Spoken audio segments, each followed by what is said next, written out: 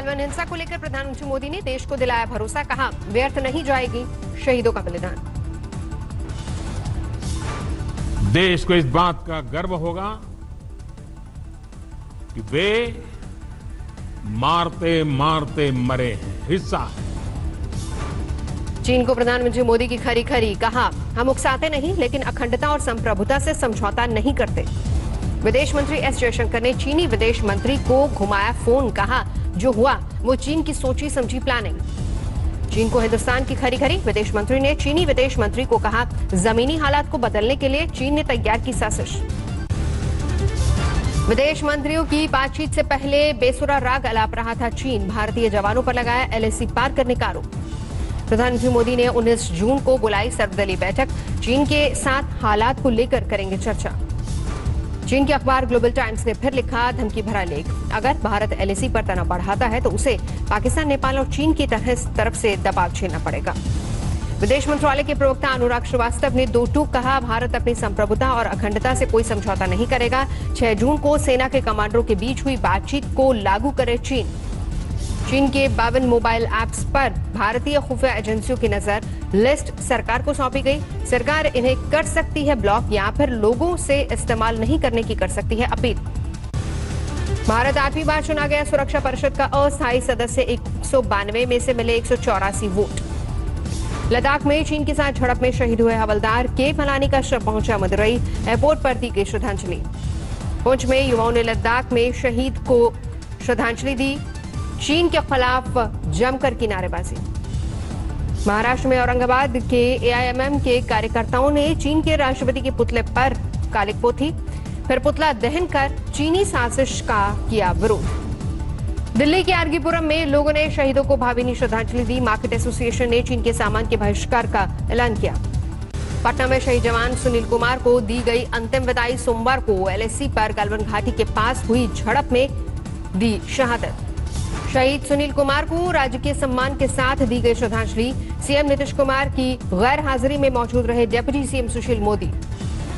समस्तीपुर में शहीद अमन सिंह के घर छाया मातम, लेकिन पिता ने बेटे की शहादत पर जताया गर्व। पश्चिम बंगाल के बीरभूम में एलएसी की घटना से पसरा मातम, 26 साल के राजेश ओरांग गलवान घाटी में हुए शहीद।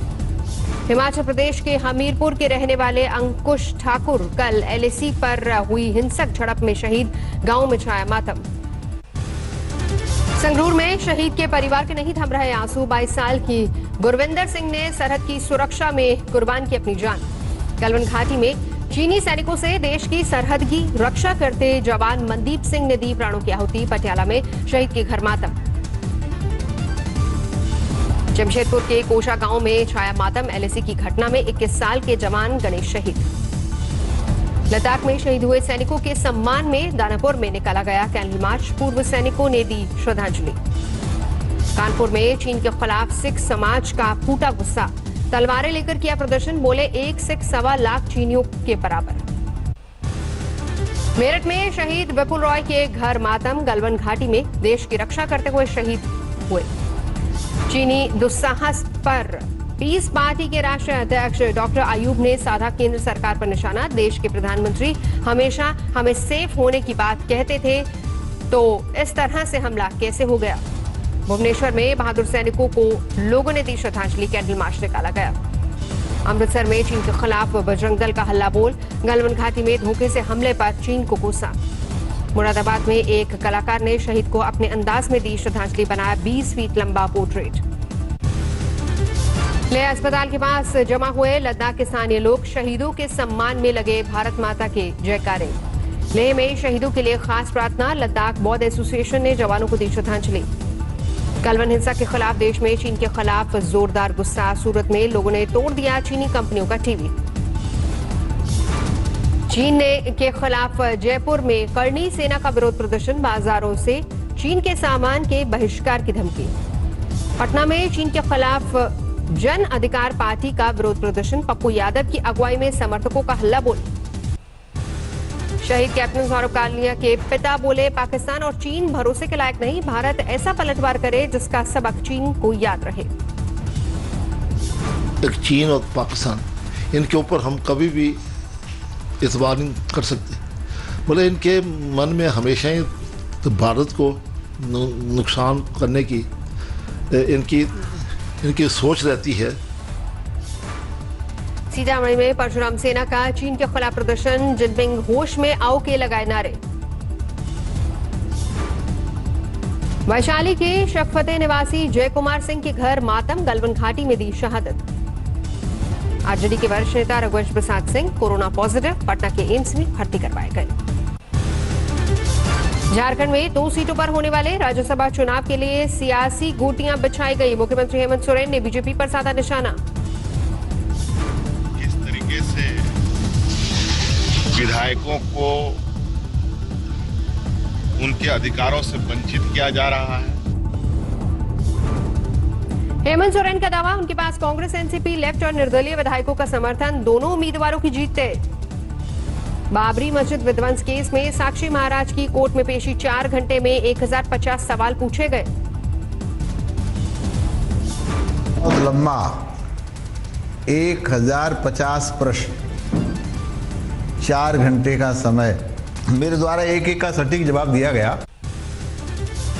कोरोना पर प्रधानमंत्री ने 2 दिन मुख्यमंत्रियों के साथ की मंत्रणा, देश की रणनीति को बताया कामयाब, कहा सही वक्त पर सही फैसले लेने से काबू में रहा संक्रमण। देश में कोरोना के कुल मामले 3,54,000 के पार, 24 घंटे में सामने आए 10,974 नए मरीज।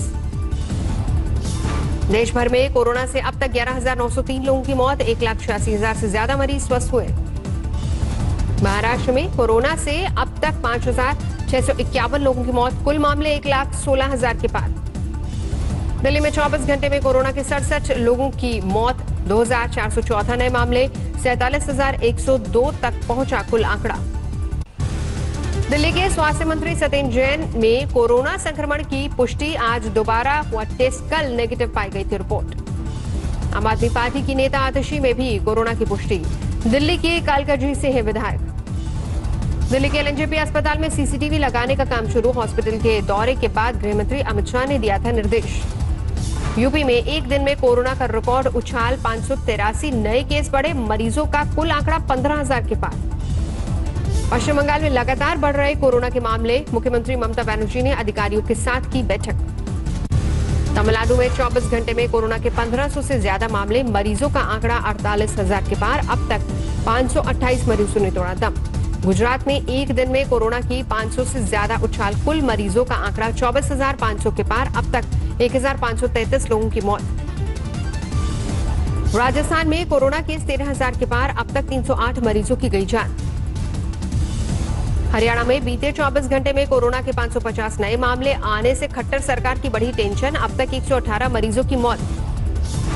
मध्य प्रदेश में कोरोना केस 11,000 के पार, अब तक 476 मरीजों की वायरस ने ली जान।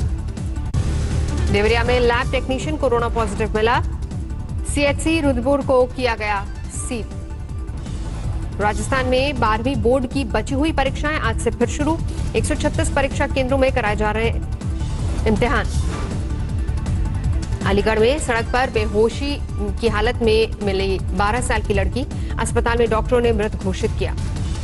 मध्य प्रदेश के अमेरिया में गाय को विस्फोटक खिलाया गया, गाय का जबड़ा फटा, अज्ञात शख्स के खिलाफ केस दर्ज। महाराष्ट्र के चंद्रपुर में शहर में आधम का हिरन, अजनबी को देखने जुटी भीड़, वन विभाग ने वापस जंगल में छोड़ा।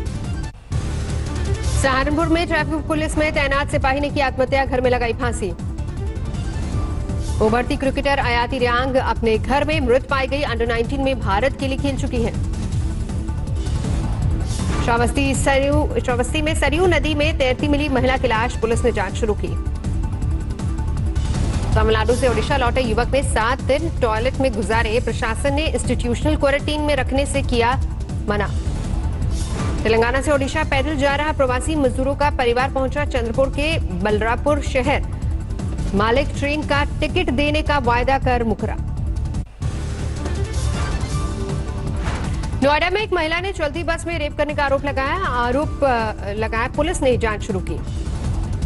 आजमगढ़ में बैरक के भीतर मिली सिपाही की खून से लथपथ लाश, पुलिस ने जांच शुरू की। बाड़मेर में पीने के पानी को लेकर महिलाओं का हंगामा, जल बोर्ड के अफसरों ने किया इलाके का दौरा। थाने के झुग्गी इलाके में लगी भीषण आग, जानमाल के नुकसान की जांच जारी। गुरुग्राम कोर्ट में वकील ने की खुदकुशी, जमीन विवाद के चलते खाया जहर। रायबरेली में बुजुर्ग पिता की हत्या के आरोप में बेटा गिरफ्तार, 2 बीघा जमीन के लिए बेटे पर हत्या करने का आरोप। भोजपुरी म्यूजिक कंपोजर मुकेश चौधरी की हत्या के आरोप में 2 गिरफ्तार, दोनों आरोपी यूट्यूब चैनल चलाते हैं। 12 में पत्नी ने पति को प्रेमिका के साथ पकड़ा, दोनों की जमकर धुनाई की, वीडियो वायरल। हाथरस में जंगल में हुई हत्या का पुलिस ने किया खुलासा, 42 बकरियां लूटने के लिए चोरों ने किया था मर्डर। चप्पल कांड के सिलसिले में बीजेपी नेता सोनाली फोगाट गिरफ्तार, हिसार कोर्ट से फौरन जमानत पर रहा। हरियाणा के फतेहाबाद में सरकारी अस्पताल में उड़ी सोशल डिस्टेंसिंग की धज्जियां, चैरिटी के नाम पर एनजीओ ने जुटाई भीड़। जोधपुर में कर्ज वसूली से परेशान किसान ने दी जान, बैंक मैनेजर के खिलाफ मामला दर्ज। अमृतसर में किसान ने की खुदकुशी, लॉकडाउन में नुकसान और कर्ज से था परेशान। भरतपुर में वन विभाग और प्रशासन ने निकाली मोर की अंतिम यात्रा, सड़क हादसे में हुई थी राष्ट्रीय पक्षी मोर की मौत। गुजरात के नर्मदा में स्टैच्यू ऑफ यूनिटी में पहुंचने लगे सैलानी, अनलॉक के बाद से छाया था सन्नाटा। पूर्वी यूपी के कई इलाकों में झमाझम बारिश, प्रयागराज के कई इलाकों में पानी जमने से लोगों की बढ़ी मुश्किल। बाराबंकी में भारी बारिश ने किया बेहाल, तालाब में तब्दील हुई सड़कें, घर से बाहर निकलना मुश्किल। मध्य प्रदेश के कई इलाकों में भारी बारिश, आसमानी आफत से तर हुआ भोपाल। ओडिशा में 19 से लेकर 21 जून तक भारी बारिश के आसार, मौसम विभाग ने जारी किया अलर्ट। अमेरिका में बेकाबू है कोरोना, 21,80,000 के पार पहुंची, संक्रमितों की संख्या करीब 1,20,000 लोगों की मौत। ब्राजील में कोरोना वायरस से 45,000 से ज्यादा की मौत, अब तक 9,28,000 से ज्यादा मामले। रूस में भी बढ़ रही है कोरोना की रफ्तार, 5,53,000 से ज्यादा नए मामले, 7,500 लोगों की जा चुकी है जान। पेरिस में बेकाबू हुआ स्वास्थ्य कर्मियों का विरोध प्रदर्शन, ज्यादा सैलरी और सुविधा की मांग को लेकर सड़कों पर उतरे थे डॉक्टर और नर्स। कोरोना वायरस के इलाज में डेक्सामेथासोन बहुत कारगर, इंग्लैंड के डॉक्टर ने इस्तेमाल की इजाजत दी। अमेरिका के प्रेस सचिव का बयान, राष्ट्रपति ट्रंप भारत और चीनी सेनाओं के बीच की स्थिति पर निगरानी रख रहे हैं, लद्दाख में हुई झड़प की ट्रंप को पूरी जानकारी। अमेरिका के राष्ट्रपति डोनाल्ड ट्रंप ने चीन पर कसा शिकंजा, शिनजियांग प्रांत में उइगर और दूसरे जातीय समूह पर हिंसा के लिए दंडित करने वाले बिल पर किए दस्तखत। पेरू में पुलिस और स्वास्थ्य कर्मियों के बीच झड़प, पीपीई किट को लेकर हुआ विवाद। कोलंबिया में ड्रग माफिया का सेना की टुकड़ी पर हमला, 6 जवानों की मौत, 8 जवान जख्मी। जर्मनी में कोरोना का नया एपिसेंटर बना एक मीट पैकिंग हाउस, 657 कोरोना मरीजों का मीट हाउस से मिला कनेक्शन।